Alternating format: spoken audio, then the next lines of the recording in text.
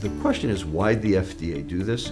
Well, DSHEA was written by Senator Orrin Hatch of Utah, whose son ran a supplement company. Interesting. I didn't know that. Yeah, stick around.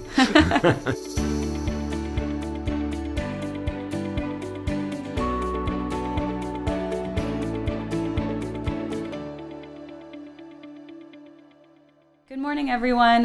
Welcome back to the Emery Pharma podcast series with the amazing Dr. Robert Lustig. My name is Dr. Anna Najafi. I'm the Director of Strategic Pharmaceutical Development here at Emery Pharma. We are a contract research organization, and our mission is to help pharmaceutical companies develop safe drugs to treat various diseases. We are so honored to have Dr. Lustig back here today. The last time he was here, we talked about ultra-processed foods and the link to central nervous system diseases, including psychiatric diseases. Today, we'd like to follow up and discuss some of the questions that came up during that last presentation. So Thank you for being here, Dr. Lustig. Always my pleasure, Anna. So first off, one thing I've been wondering myself since your last presentation is, what kind of foods would you consider to be ultra-processed, quote unquote, versus less or moderately processed foods? And how do those foods specifically affect mental health compared to less processed alternatives? So this is a big question, is, how do you define ultra-processed foods? Depends on who you ask. From a purely working definition, I like Marion Nessel's the best. And she said, if you can't make it in your own kitchen, it's ultra-processed. That's a good way. If it has any ingredient you can't pronounce, it's ultra-processed. There are different ways. Different people have different definitions. There is a categorization scheme that was developed by Dr. Carlos Monteiro, who is a professor of epidemiology and public health at the University of Sao Paulo in Brazil. And it's called the NOVA system, just means new. But the easiest way to explain the NOVA system is with an example. So let's take an apple. So NOVA class 1 would be an apple picked off the tree. NOVA class 2 would be apple slices, de-stemmed, de-seeded, de-skinned maybe. Mm-hmm. NOVA class 3 would be apple sauce, macerated, possibly cooked, possibly a preservative added, maybe even a little extra added sugar. NOVA class 4 would be a McDonald's apple pie. Super processed. Is there any apple in that McDonald's apple pie? Probably not. More like apple flavor than there is apple. And if there's any NOVA class 1 in an item, the chances are it doesn't make it to NOVA class 4. All right. Well, it turns out that it's only that NOVA class 4 that is associated with all of these chronic metabolic diseases. So type 2 diabetes, hypertension, dyslipidemia, cardiovascular disease, dementia, cancer, fatty liver disease, polycystic ovarian disease, and on and on. Only NOVA class 4. So does that prove causation? No, that's association, not causation, and I understand the difference. Nonetheless, we actually have mechanisms by which these various ultra-processed foods do ultimately wreak metabolic havoc on the cells. And we do have the prospective correlation, and we have mechanistic plausibility. So you talked about this a little bit in your last talk and of course today. So is there truly just a correlation? Have you seen any evidence for causation or any scientific studies? Well, it's very hard to do these studies in people for obvious reasons, because people eat a panoply of foods, and these diseases take years to decades to develop. So it's very difficult. What you'd have to be able to do is determine how much someone was eating today, and how much someone was eating next year, and how much someone was eating 10 years from now, and how much someone was eating 40 years from now, and then still look at the prevalence and incidence of these various diseases. Obviously, no one has done that, and no one's going to do that, and there's no money in the world that could pay for that. Right. That's not going to happen. Right. So what do we have instead? So we have prospective correlation, where we look at baseline consumption of various ultra-processed foods and look at the development of diseases. That we have. We also have, of course, snapshots in time. That's easy. What are you eating now and what disease do you have now? But that does not infer causation, because you can have reverse causation or intermediate causation, or it could just be an epiphenomenon. So you can't necessarily prove direct causation. So that's the problem with most of the nutrition studies that have been done throughout time immemorial. There is one way to do it, and that is called econometric analysis. So an econometric analysis is a natural history study where you look at the either the consumption or the availability of a specific foodstuff today, next year, the year after, and you have to have the movie. It has to have time as a factor. And then you look at the change in the prevalence of a specific disease over that exact same period. So you have to have that movie as well. So you have to have the two movies running concurrently. And you also have to be able to factor out all potential confounders. That's an econometric analysis. And we do have that. We have it for sugar and diabetes, where we've actually shown that the change in sugar availability country by country predicts the change in diabetes prevalence country by country over a decade. That's causation.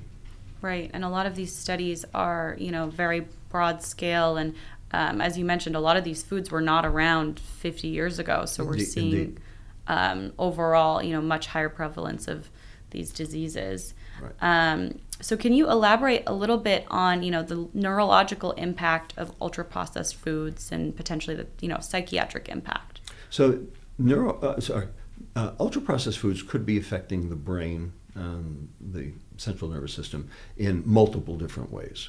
One way is through changes in mitochondrial energetics. Now, you know that your brain uses the most glucose of any organ per gram.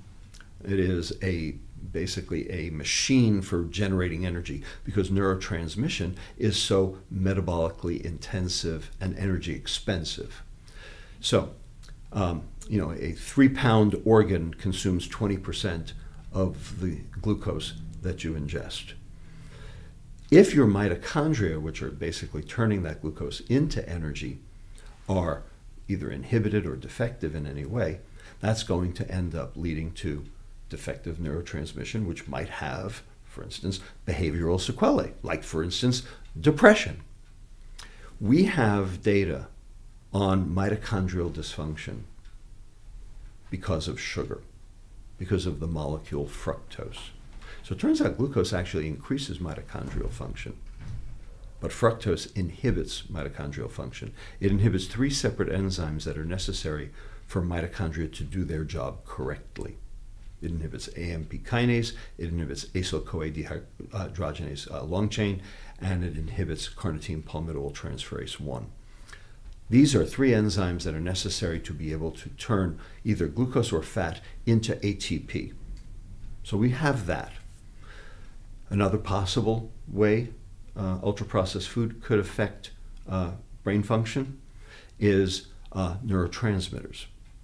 Now, there's one neurotransmitter called glutamate. There's another neurotransmitter called GABA. Glutamate is an excitatory neurotransmitter. GABA is an inhibitory neurotransmitter. But glutamate is a precursor to GABA. You have to turn glutamate into GABA. Right. There's an enzyme in between, and it is called glutamine synthase. So glutamate goes to glutamine, glutamine goes to GABA. Turns out that pesky molecule fructose inhibits glutamine synthase. And so we have the data to show that in the presence of fructose, glutamate levels are high and GABA levels are low. Well, that has ultimately behavioral and medical consequences. So that's a possible reason. A third possible reason is insulin. And insulin blocks another hormone in the brain called leptin. Now, leptin is a trophic hormone. Leptin actually causes neurons to branch out and connect with each other. Another one that does that is called BDNF, brain-derived neurotrophic factor. Well, we know that insulin blocks leptin signaling. So there might be some alteration in how neurons connect to each other and how they communicate with each other based on the high levels of insulin. Well, there are a lot of things that drive insulin up, but ultra-processed food is the ultimate insulin driver. Right. And finally, there's the microbiome. The microbiome is fascinating because it releases substances called short-chain fatty acids, which actually are anti-inflammatory in the brain. And also, the microbiome changes the afferent vagus nerve, and the afferent vagus nerve feeds the brain information. So it might be working at two different levels to alter brain function. And we know that that pesky molecule fructose affects mitochondrial function, glutamine synthase, insulin, which then inhibits leptin signaling, and also alters the microbiome and reduces both short-chain fatty acids and afferent vagal neurotransmission. So that's kind of the telltale sign of a problem. Right, right. And a lot of the times these physiological impacts end up impacting your mental health as well, as you discussed last time. What mental health conditions would you say are most exacerbated by ultra-processed foods, sugar, etc.? Without question, and this has been looked at, without question, ultra-processed food is most associated with depression. Right. Several studies have demonstrated that. Now, they tend to be epidemiologic studies for obvious reasons. Right. But we have some data on giving sugar to people and seeing their mental health questionnaires go down. The Whitehall 2 study showed this. The Sapien Labs study showed this. There are numerous other studies. What's interesting is that effect can actually be mitigated by increased consumption of omega-3s. That's very interesting.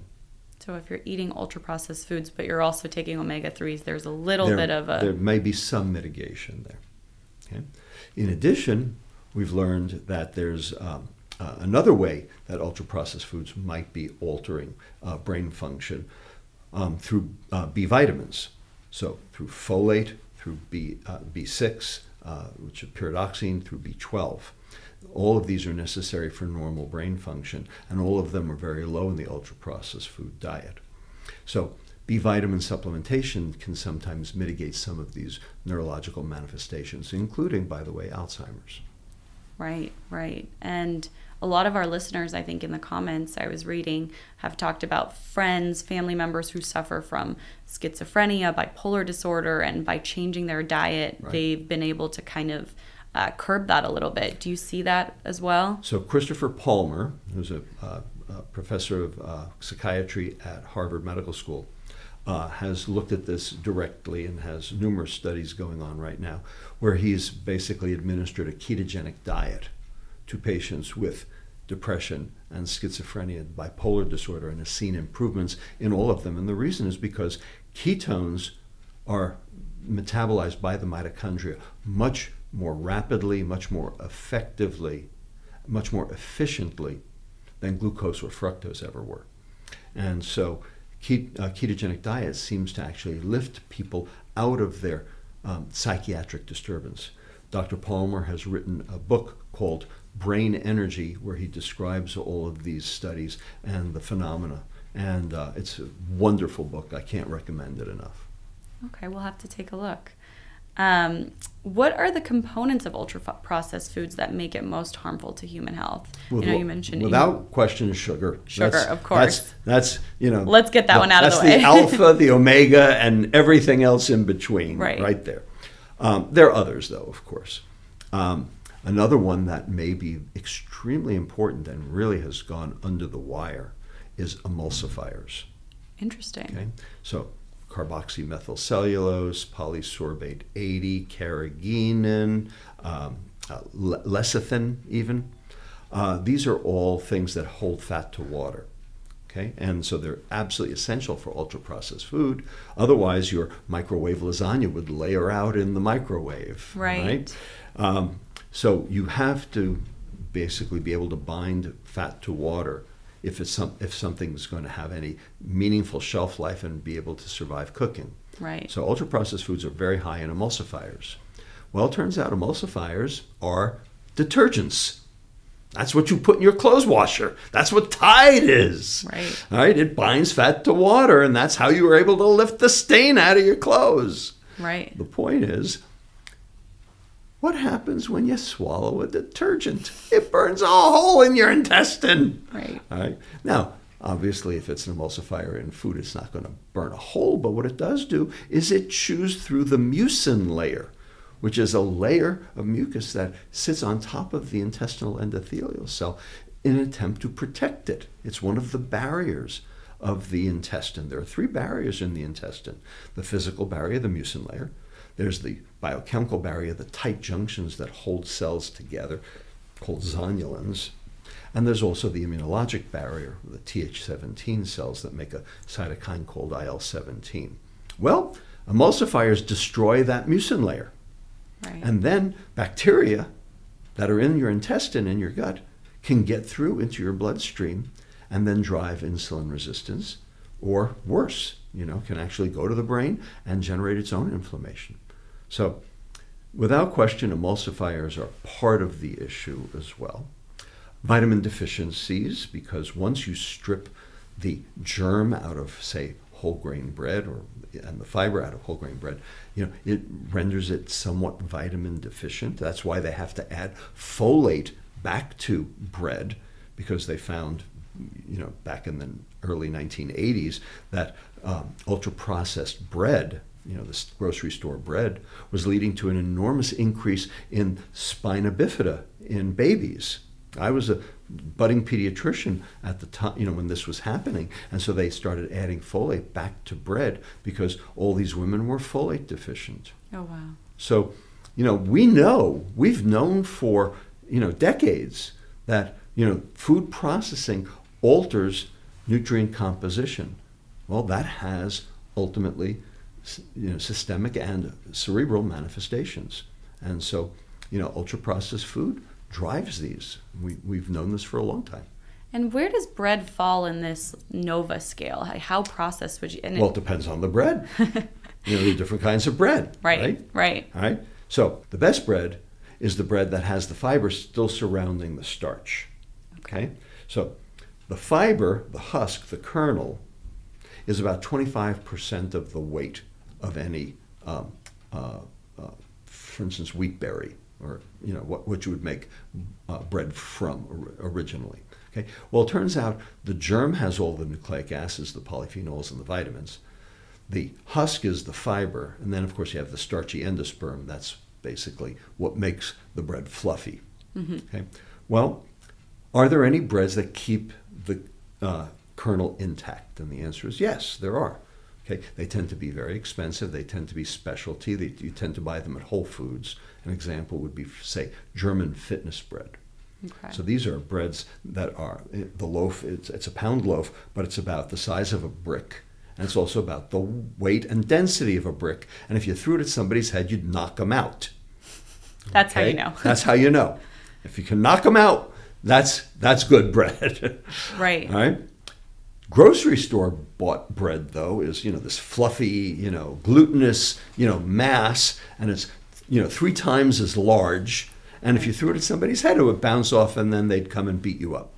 That's an easy telltale way. That's not good bread, because you will get beaten up if you throw it. But that has had all of the fiber removed. Now, how can you tell? Well, you look at it and you feel it. That's one way. But you can also look at the nutrition facts label. So the carbohydrate to fiber ratio will tell you. Because since the fiber is about 25% of the total weight, therefore the carb to fiber ratio of a good bread should be about 3 to 1. As soon as it starts going up to 6 to 1, 7 to 1, 8 to 1, you know the fiber's been stripped away. You know that that's not whole grain bread anymore. And that's the bread that can ultimately convene specific metabolic perturbations. So the heavier, more brick-like bread, the better. Well, yes, but the problem is it makes a lousy sandwich. Right. I can relate to that. So you think that do you believe that there is a healthy way to have a relationship with bread? Gluten, I know that, gluten intolerances are prevalent and... Yeah, the best bread is the bread that you make at home or that you buy at the local bakery. Okay. And the reason is because, number one, they can adjust how fine they grind it. And they can also, they don't add sugar to it. Now, grocery store bread has sugar added to it. And the reason is because the sugar doesn't boil off when they put it in the oven. It stays there and holds on to water. It is hygroscopic. So that's a phenomenon called water activity. And that allows the bread to be sold for much longer. That's why a grocery store bread has a sell-by date that's 3 weeks from now, as opposed to, say, a bakery bread, which will stale in about a day or two. Right. Because the water stays where the sugar is. So I know that I was taught this, and I'm not really sure if it's the case anymore. But in a Western diet, you really should be getting all the nutrients that you require through food. You should be able to. But and nowadays, do you see that that's the case, or that this is exactly the point, Donna? Ultra processed food is nutrient deficient food. Right. Oh, it's got certain things that are in excess, right, for sure, like sugar. Right. Okay. But it is ultimately nutritionally deficient. And so in order to be able to get enough nutrients, you'd have to eat more of them. That's potentially, at least, some people think one reason for obesity. I happen to think that that's not the case. But that is one of the theories that's out there, is that enough to get enough protein, for instance, you have to end up eating more because so much ultra-processed food is protein deficient. Now, whether that's true or not, we can leave for another day. But ultimately, ultra-processed food leaves a lot to be desired. If you ate whole, real food that came out of the ground, or animals that ate the food that came out of the ground, you would be getting a nutritionally replete diet. And almost assuredly, you would be metabolically healthy. So in the case of individuals that are eating, quite a bit of ultra-processed food, do you believe that there is a need for supplementation of vitamins and, specifically like the B vitamins, et cetera? So people have done those studies, and there's no question that for certain vitamins, supplementation may be beneficial, for instance, like the B vitamins. Right. Vitamin C, possibly, depending.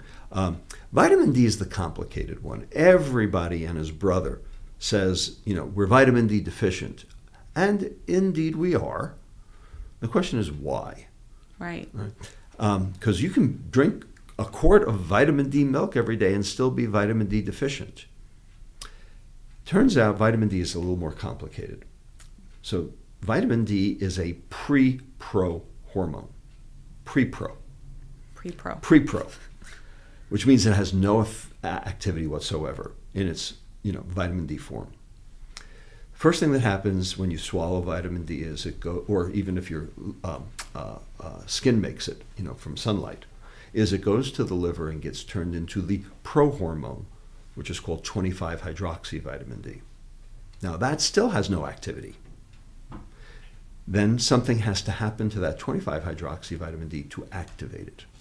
What happens is it goes to the kidney, and there's an enzyme in the kidney called 1-alpha hydroxylase that turns it into 1,25-dihydroxy vitamin D. That is the active form. That is the form that works on the gut to absorb more calcium and to work on the bone to lay down more calcium. Okay? That is the active form of vitamin D. However, you could also turn that 25-hydroxy vitamin D into an inactive form called 24,25-dihydroxy vitamin D by the enzyme 24-hydroxylase. So where does that live? That lives in all inflammatory tissue.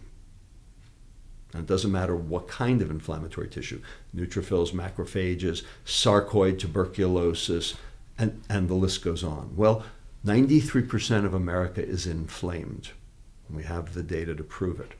Right. So their 24-hydroxylase has been revved up by the fact that they have all of this active inflammatory tissue. And the reason is because the inflammatory tissue is trying to inactivate that vitamin D, because that vitamin D would be an immune modulator, and you're trying to be inflamed. So you have to be able to generate active vitamin D, and just taking it by mouth isn't good enough. So how does one make sure they're getting enough? Suppress the inflammation. Okay. And that means eat real food. That's what it all comes back That's what to. it all comes back to. Right. And, in the case of vitamin D, as a pharmacist, I know that there, has been some regulation around doses that are, potentially toxic or available by prescription only. And as you know, we did some work on vitamin B6 and, the FDA petition that we filed, which we have not heard back from the FDA. And I'm sure the vitamin and supplement industry has, potentially something to do with that. But how do you feel about, kind of off topic, but some of these, vitamins and supplements that are available over the counter and the doses leading to toxicity? Right. So vitamin D can be toxic because it's fat soluble. Right. Any fat soluble vitamin in extreme excess over a chronic long-term period could potentially be toxic. And I have seen hypervitaminosis D, and it is ugly. I have too. I'm not going to argue. It mimics symptoms of diabetes almost. I've seen it in some patients. Yeah, it can shut down your kidneys. Right. Without question. So it's not that it's not real. It is, but you have to work at it. Right. You really have to work at it. I mean, the fact is, we have kids who were vitamin D deficient who we used to give what was known as STOS therapy, where we would give them 250,000 units of vitamin D in an intramuscular injection. Right. Okay? And, it cured their vitamin D deficiency, it cured their rickets. Right? But it didn't cause hypervitaminosis D. So you have to really work at it, and you have to do it for a very long time. I mean, basically, you almost have to be psychopathic, to do that. Right.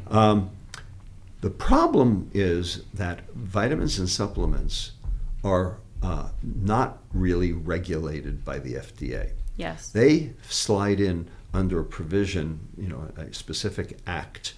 Specific law called DSHEA, the Dietary Supplement Health and Education Act of 1994. And what DSHEA says is that in order for a supplement to be pulled from the market, you actually have to prove harm. Right. Okay? So anything's allowed to call itself a supplement, and it behooves somebody else to actually prove harm. And the question is, why did the FDA do this? Well, DSHEA was written by Senator Orrin Hatch of Utah, whose son ran a supplement company.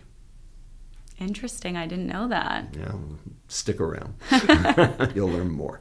Right. That is very interesting. Yeah, no, I did significant work on this with our B6 petition and read numerous articles about how most Americans don't even realize that the vitamin and supplement industry goes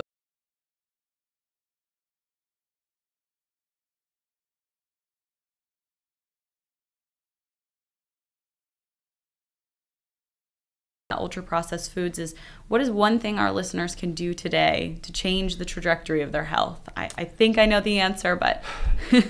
Well, I'll give them two. How's that? Okay. Eat real food. Cut out sugar. And walk 15 minutes. Oh, okay. How's that? Well, if you eat real food, you're cutting out the sugar. Right. Okay, I mean, that's ingrained in that. Okay, but ultimately, I think trans fats were the worst thing you could put in your body, but they've come out of our diet because the FDA has now banned them, which is good. So now sugar's, basically public enemy number one. If you ate real food, you'd be reducing your sugar consumption by somewhere between 80 and 90%, and that would be pretty good. One more thing I was wondering is, what about fat? What kinds of fat do you think are good? If somebody says something is non-fat milk, what are your thoughts on that? So for 50 years, we were told fat is bad, fat is evil, fat is the boogeyman. Right. It is patently untrue. And they actually knew it at the time, too, because we have the data to show that they knew what they were doing. There are 7 classes of fats. 7. 2 of them are not good. 5 of them are actually okay. And some of them are absolutely essential. So let's take the 7 in order of best to worst. Omega-3s.